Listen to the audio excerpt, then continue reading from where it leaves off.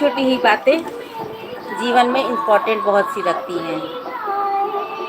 जैसे कि पोछा लगाना, हम गृहिणी हैं तो हम लोगों को घर से ही जुड़ी सब बातें अच्छी लगती है। जैसे पोछा लगाना, बहुत से लोग पर डे पोछा लगाते हैं, ये अच्छी बात है। लेकिन हफ्ते में एक दिन ऐसा है जिस दिन हम लोगों को पोछा नहीं लगाना चाहिए। झाड़ू पोछा करने से घर में लक्ष्मी जी का वास होता है, और लेकिन उस दिन आप करेंगी तो वह लक्ष्मी जी आपके घर से चली जाएंगी। इसी दिन भूल से भी आप लोग उस दिन पोछा नहीं लगा, झाड़ू लगा लें, लेकिन गुरुवार के दिन, गुरु बृहस्पति देव महाराज के दिन हम लोगों को पोछा नहीं लगाना चाहिए। इसीलिए जो भी लगाते हो वो लोग ना लगाएं, और हफ्ते में बाकी सब दिन आप पोछा लगाइए। ठीक है फ्रेंड, राधे राधे।